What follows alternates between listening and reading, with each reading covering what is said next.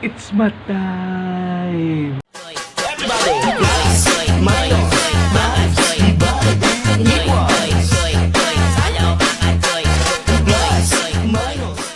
So, good morning sa mga estudyante natin dyan.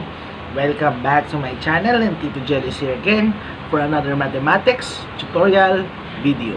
So, ayan. Today is July 1. May usapan tayo ng July natin ay daily vlogs. So, this is my first entry in our daily vlogs para mas marami kayong resources pagdating ng month ng August. So, hindi na natin patatagalin ang intro. Simulan na natin ang mathematics. So, let us recall first in our topic ng grade 7 tayo, which is multiplying polynomials. So, I have here a given expression, a plus b squared. When we say squared, it is the process of multiplying an equation by itself twice. It means that is a plus b times a plus b, hindi times 2. Okay?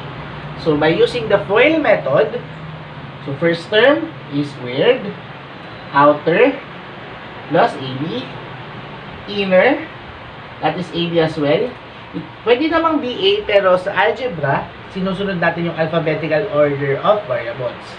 And yung last, b times b, that is b squared. So, combine like terms, because they are like terms, that is a squared plus 2ab plus b squared. So, now, punta tayo sa numbers. Di ba si 3 squared, pag 3 squared, 3 times 3, that is equivalent to 9. Now, this 9 is what we call a perfect square number. When we say perfect square number, galing siya sa mga numbers na ni-raise natin to the second power. Now, si a plus b, kapag naka-raise siya sa second power, it is same as 3 squared. Pero ito, number, ito, variable or isang expression. So, it means that if the square of the number is a perfect square number, therefore, the square of a binomial is a perfect square trinomial. So, when we say perfect square trinomial, it is a product of a binomial which is raised to the second power. But this time, we will try to get the factor of a perfect square trinomial. So, now, paano natin kukunin ang factors ng perfect square trinomial? We will follow 3 steps. So, first step, get the square root or the principal roots of the first and last term. It means, if you will try to get the factor of this, square root of a squared, that is a. Square root of b squared, that is b. Then, get the sign of the middle term, which is positive. Then, raise to the second power. So, balik na natin sa kanyang squared form. Okay ba tayo dyan? So again, here's the step. First, get the square root of the first and last term.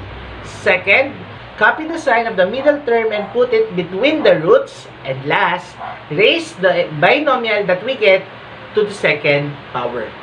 Okay ba? So now class, be mindful. Bakit? Kasi merong trinomial na akala natin perfect square pero hindi pala. So, paano natin i-check kung perfect square siya? So, ganito lang. So, from the factor that we get, which is the a plus b squared, try natin i-check. Okay? So, ang gagawin natin, i-multiply natin si a and b. So, a times b, that is ab. Then, multiplied by 2, that is our middle term. So, ibig sabihin, ganun yung process of checking. Kailangan natin i-multiply yung 2 terms. Then, after that, multiplied by 2, ang magiging sagot dapat ay middle term. So, let's proceed to our examples. So, let's have our first example given a squared plus 2a plus 1. Now, let's get the factor of this given example. First step, get the square root of the first and last term. Square root of a squared, that is a. Square root of 1, that is 1. Then, copy the side of the middle term. Okay, then after that, raise to the second power. Now let's check. A plus 1, that is a, times 2, 2a. So it means it's correct that our factor of a squared plus 2a plus 1 is a plus 1 squared. Okay ba? So, next example. Given naman, 4x squared minus 20x plus 25. Okay? Get the square root of 4x squared. So, square root of 4, that is 2. Square root of x squared, that is x. Then, copy the middle term, the sign of the middle term, minus. Then, square root of 25, that is 5. Then, raise to the second power. So, let's check if this is the factor of 4x squared minus 20x plus 25. 2x times negative 5, that is negative 10x. Then, times 2, negative 20x. So, it's correct that the factor of 4x squared minus 20x plus 25 is equal to 2x minus 5 squared. Okay ba? So, next example, given b squared plus 15b plus 25. So, ganun pa rin yung step. Square root the first term, that is b. Square root the last term, that is 5. Copy the sign of the middle term, that is plus. Then, squared.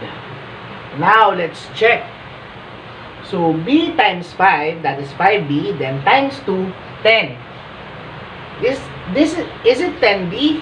No, diba? So, it means, this is not a factor of b squared plus 15b plus 25. So, this is a non-perfect square trinomial. Usapan ng non-perfect square trinomial, abangan yan sa susunod na video. So, last example. Given naman is 2x squared plus 40x plus 200. So, walang square root of 2. But, take a look. Lahat yan is divisible by 2. So, we can use again the common monomial factor. Yung pinakauna natin pinag-aralan nun. So, get the common monomial factor of this expression. So, ang common factor niyan ay 2. So, 2 divided by 2, that is 1. So, may na lang is x squared. 40 divided by 2, that is 20. So, plus 20x. Then, 200 divided by 2, 10.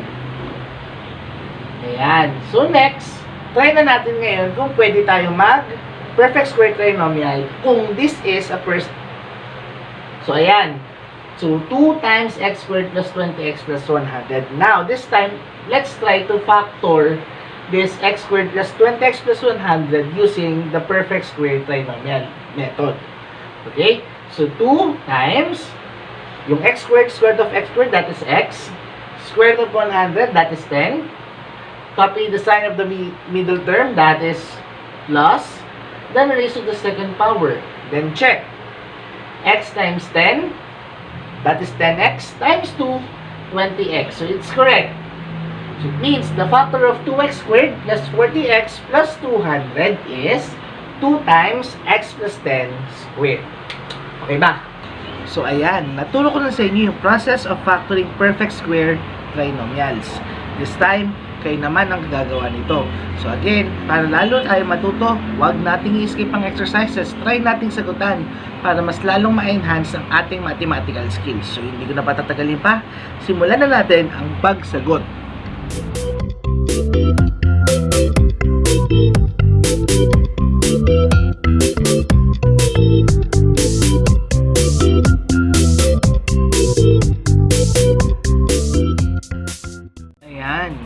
Dito ko na tinatapos ang aking video about sa perfect square trinomial. So, kung meron kang natutunan, i-like natin ang ating video. Kung meron kang tanong, i-comment natin yan sa ating comment section at sasagutin natin yan agad-agad. Kung gusto mong malaman ng iba ang iyong natutunan, i-share natin yan at higit sa lahat para di ka malate. Subscribe to our channel and hit the notification bell para lagi kang updated sa lahat ng mga video tutorials ko about sa math. So, ito po si Tito Jello na nagsasabing ang math di madali pero masaya itong matutunan. Bye-bye!